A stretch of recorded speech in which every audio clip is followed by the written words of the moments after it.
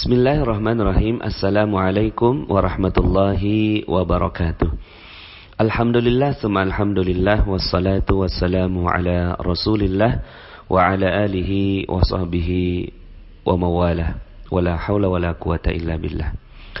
Alhamdulillah, bagaimana kabarnya Bapak Ibu semua? Semoga selalu dalam keberkahan, rahmat dan cinta dari Allah Subhanahu wa taala, sehingga hidup Anda penuh dengan keberkahan, penuh dengan kemuliaan, penuh dengan kejayaan, kekayaan dan keberkahan berlimpah ruah ke dalam kehidupan Anda. Baik Bapak Ibu, pada kesempatan kali ini saya ingin menyampaikan materi tentang definisi dunia. Kenapa materi ini penting? Karena banyak yang mengejar dunia, ya, tapi kemudian akhirnya dia takut kalau seandainya akhiratnya tidak didapatkan. Akhirnya apa yang terjadi, ya, ketika dia pergi ke tempat-tempat kerja, dia diminta untuk mencapai target, kemudian bekerja keras, mengejar dunia, mengejar gaji, mengejar komisi, dan mengejar hal-hal yang nyaman dalam kehidupan dunia. Tapi kemudian ketika dia datang ke masjid, ya, di masjid diminta untuk meninggalkan dunia, fokus pada akhirat dan seterusnya. Sehingga akhirnya terjadi yang namanya kalau bahasa saya koslet, ya Bapak Ibu, ya, kebingungan pada diri umat Islam. Sebenarnya apa yang boleh dan apa yang tidak boleh dikejar dalam kehidupan dunia ini, ya.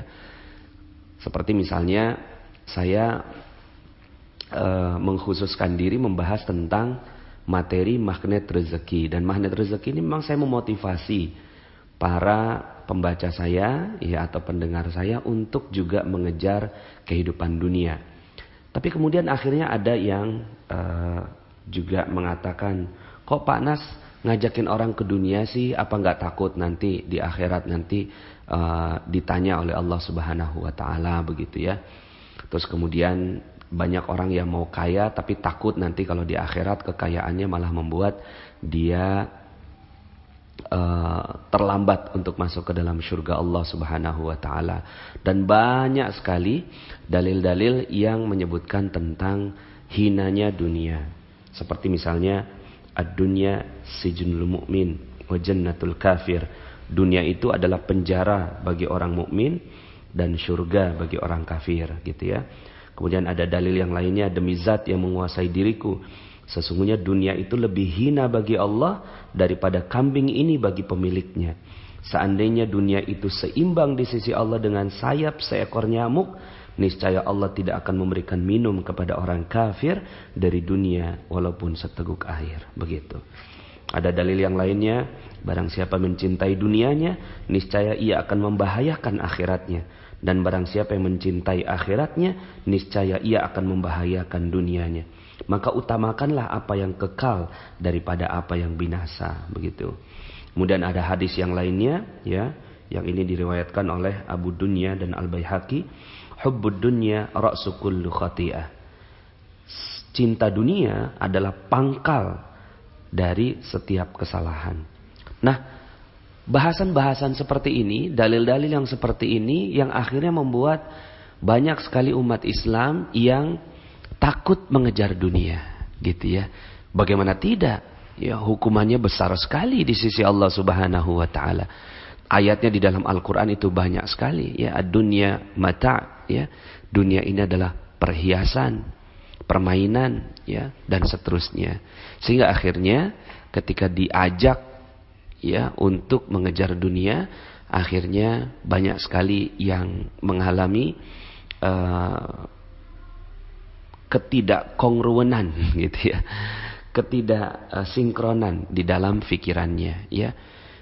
Nah, Bapak Ibu, maka materi ini penting sekali untuk mendudukkan dunia, ya. Definisi dunia itu apa sebenarnya? Sehingga akhirnya kalau definisi dunianya kita sudah tahu, maka kita sudah mendapatkan gambaran yang jelas. yang mana yang harus dikejar dan yang mana yang harus ditinggalkan, begitu. Misalnya kalau seandainya kita mengatakan kepada anak-anak gitu ya, mereka belum pernah melihat yang namanya macan.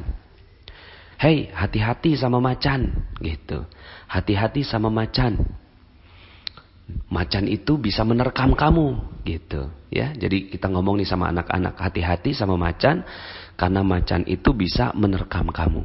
Lalu kemudian anak-anak ini nggak tahu definisi macan itu seperti apa.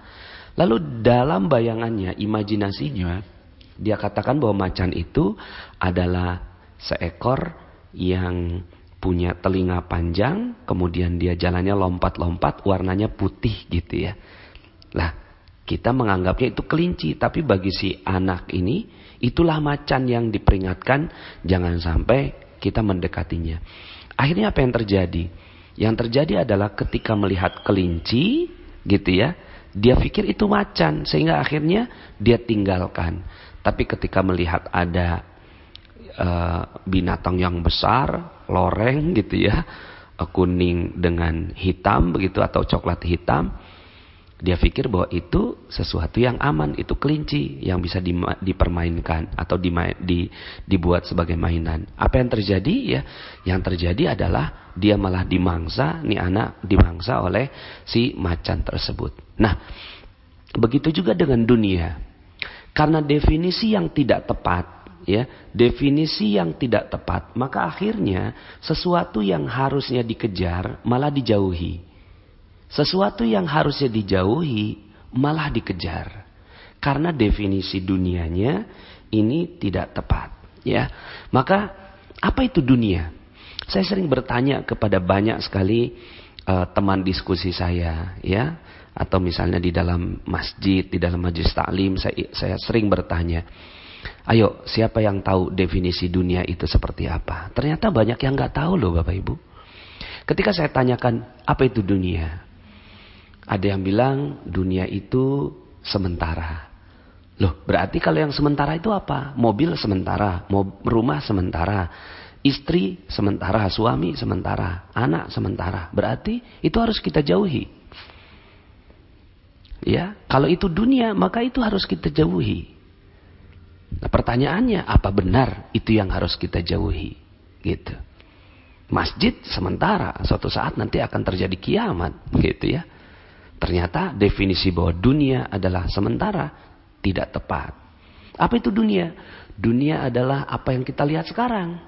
Yang kita lihat di mata kita, yang terdengar di telinga kita, gitu ya.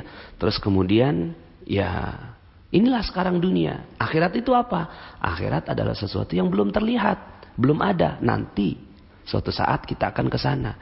Nah, sementara dalil-dalilnya banyak yang mengatakan bahwa dunia itu harus ditinggalkan. Pertanyaannya, apa benar apa-apa yang sekarang ini kita lihat dan kehidupan kita sekarang ini adalah harus kita tinggalkan seluruhnya? Ternyata tidak. Maka definisi kita tentang dunia ini ya ternyata tidak tepat. Ada juga yang mengatakan dunia itu ya uang, dunia itu kerjaan, dunia itu bisnis, dunia itu pasar gitu. Akhirat itu apa? Akhirat itu masjid, sholat, ibadah, ngaji gitu. Terus kemudian akhirnya dengan definisi seperti ini akhirnya betapa banyaknya umat Islam yang meninggalkan pasar, meninggalkan uang, meninggalkan kerjaan dan akhirnya fokus ke masjid gitu kan. Fokus ke majelis taklim, fokus ke ilmu-ilmu dan seterusnya. Tapi apa yang terjadi? Yang terjadi akhirnya Jakarta gitu kan dikuasai oleh orang-orang yang nggak kenal agama. Ya, kota-kota besar dikuasai oleh orang mereka-mereka yang tidak paham agama. Kenapa? Karena definisi dunia kita adalah seperti itu. Bahkan betapa banyaknya saya menghadapi pertanyaan atau pernyataan begitu ya, bahwa udahlah nggak usah ngomongin uang, nggak usah ngomongin dunia gitu ya. Udah masih betapa banyak kitab yang belum kita baca gitu. Nah, sehingga akhirnya dalam definisinya dia bahwa kitab-kitab agama itu adalah akhirat, sementara pekerjaan itu adalah dunia.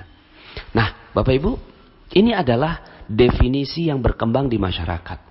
Kalau saya pun tanya kepada Bapak Ibu semua, coba sekarang, apa itu definisi dunia? Ternyata banyak dari kita yang tidak memahaminya.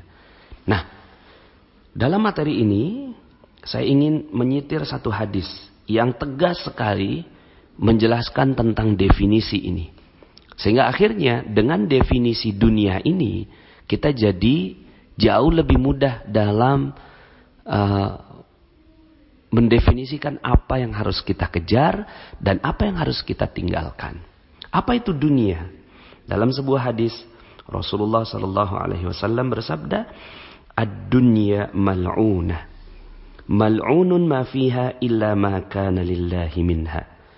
Dunia itu semuanya terkutuk, ya. Jadi dunia itu terkutuk.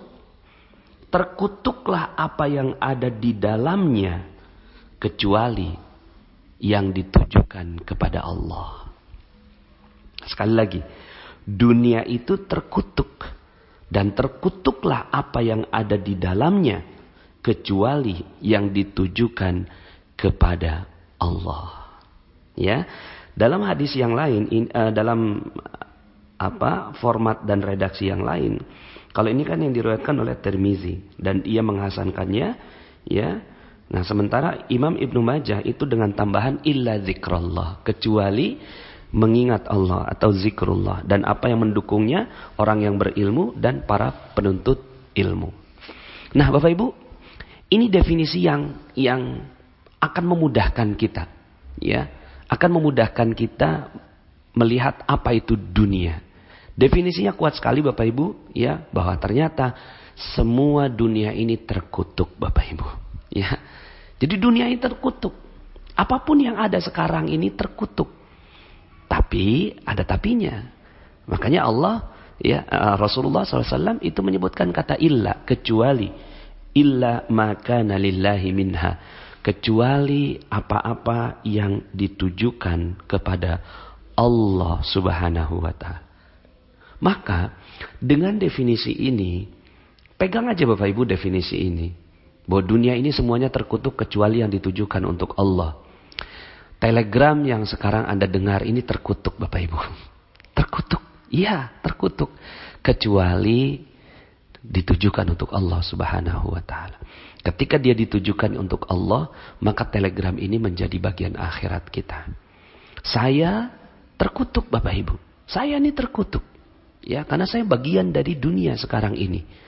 Kecuali bagian dari diri saya yang memberikan nilai tambah terhadap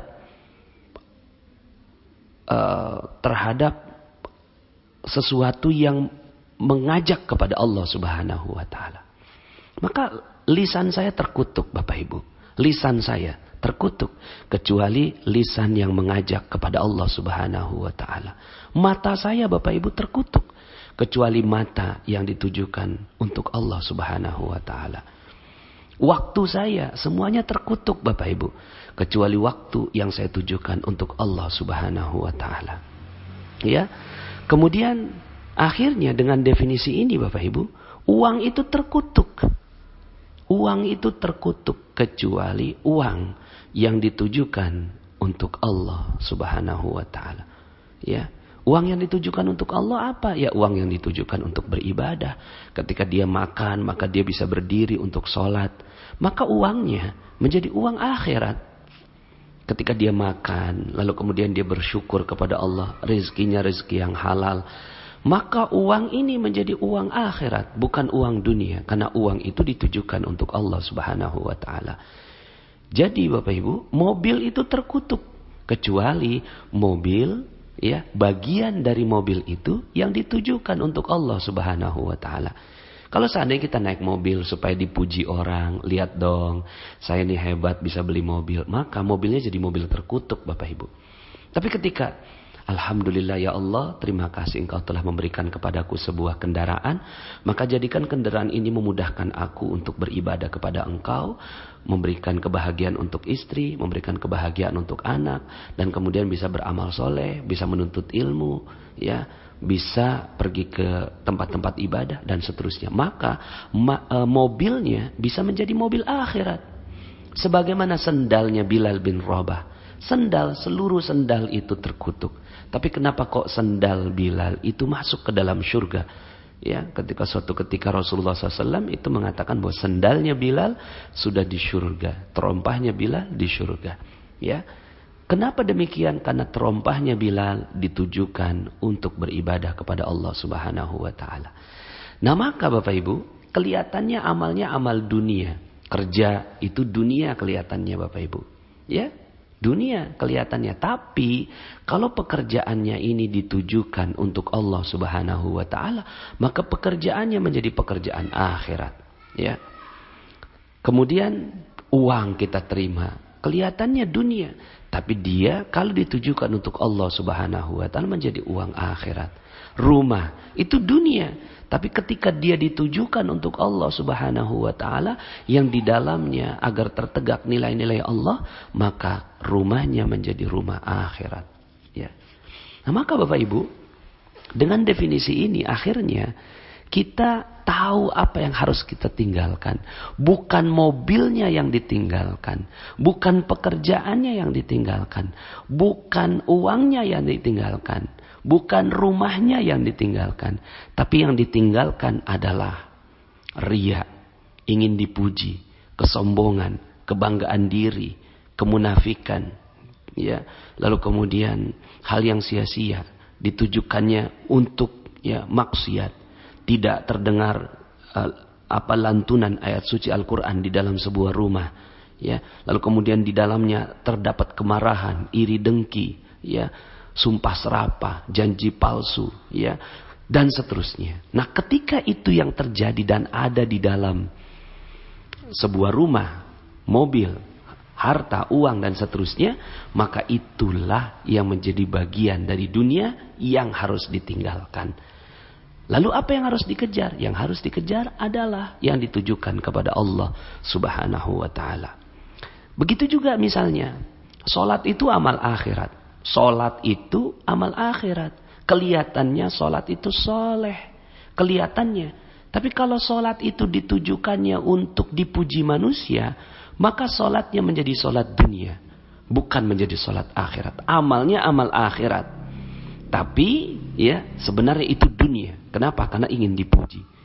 Zakat. Niatnya ya untuk dipuji manusia. Maka zakatnya itu bukan sebagai bagian dari akhirat. Kelihatannya amalnya amal akhirat, tapi niatnya niat dunia, ya. Kemudian masjid dibangun supaya apa? Supaya dipuji orang, ya. Karena dia bisa membangun masjid, maka masjidnya bisa menjadi masjid dunia. Bahkan suatu ketika pernah Rasulullah SAW meminta untuk menghancurkan sebuah masjid, namanya Masjid Dirar, ya, masjid yang ditujukan untuk memecah belah kaum muslimin. Masjid, ya, bangunannya masjid, tapi niatnya untuk memecah belah kaum muslimin. Maka masjid itu adalah masjid dunia, bukan masjid akhirat. Naik haji, kalau naik haji ditujukannya untuk Allah, maka itulah akhirat. Tapi kalau naik hajinya ditujukan untuk dipuji manusia, maka itulah yang harus ditinggalkan. Maka sederhana sekali definisi dunia ini.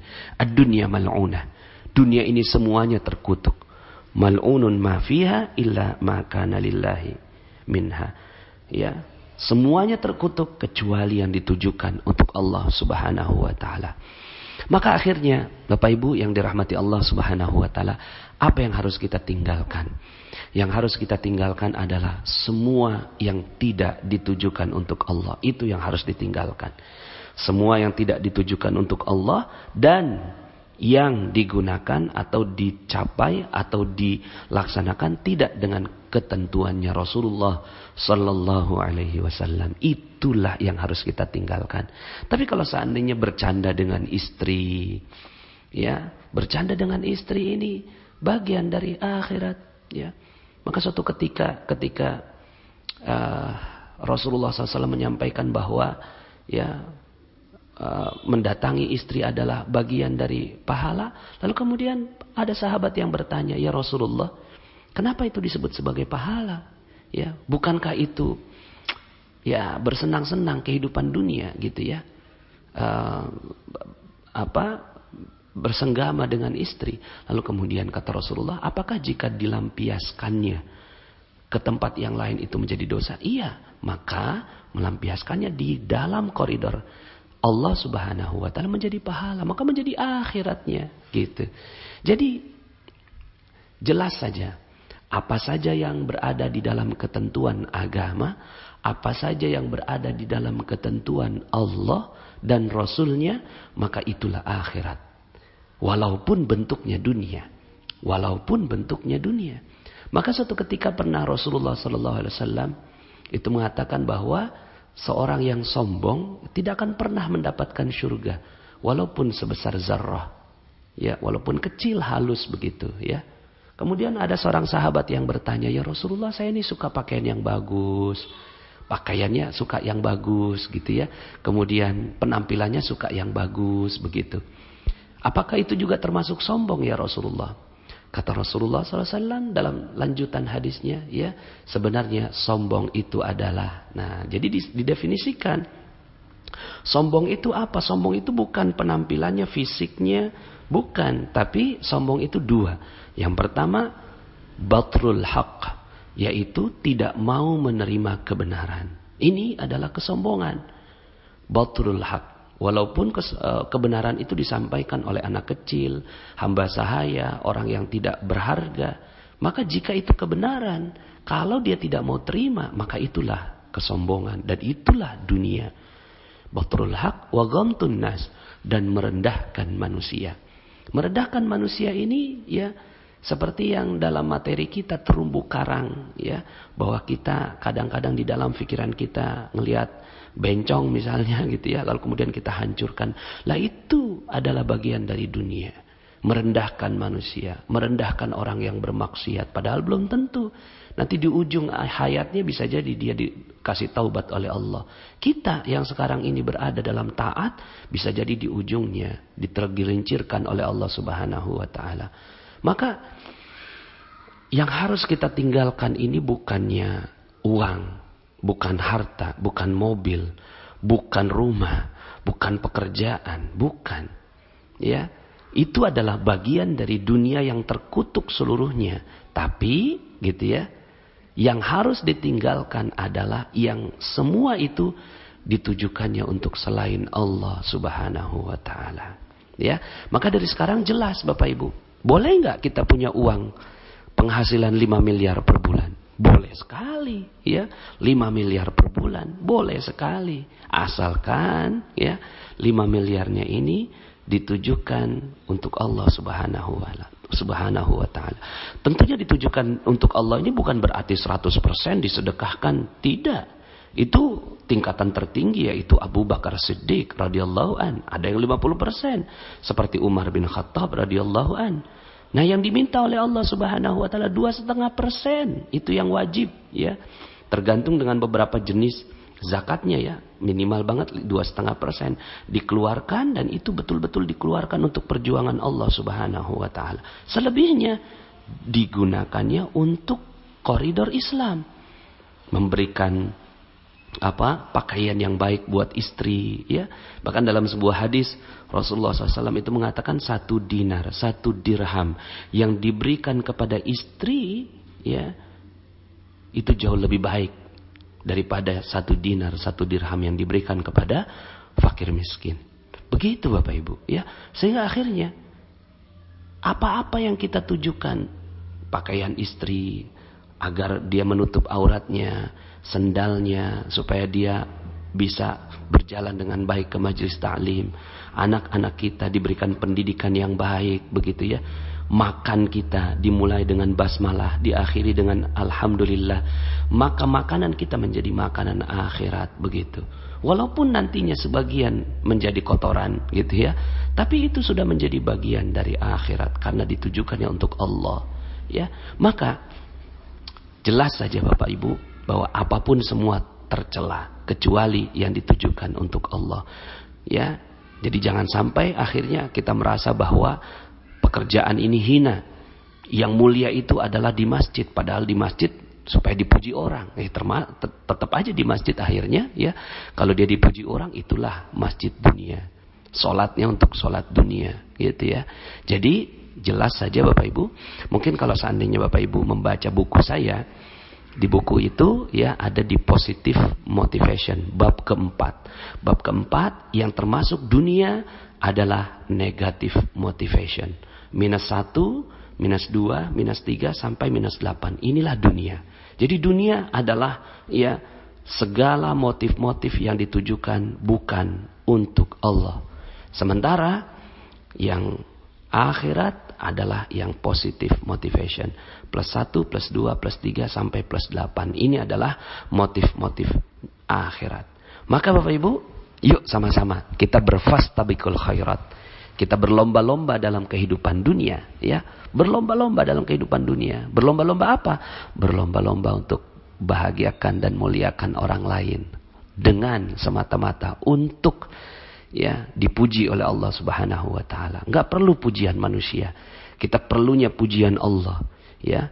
Kemudian kita berfastabiqul khairat untuk apa? Kita berlomba-lomba untuk mengisi kehidupan dunia ini. Yuk sama-sama kita berbisnis gitu ya. Kita berusaha, kita bekerja, tapi semuanya dengan rezeki yang halal, dengan koridor-koridor yang halal, koridor-koridor yang diizinkan oleh Allah Subhanahu wa taala, koridor-koridor yang ditujukan untuk Allah Subhanahu wa taala.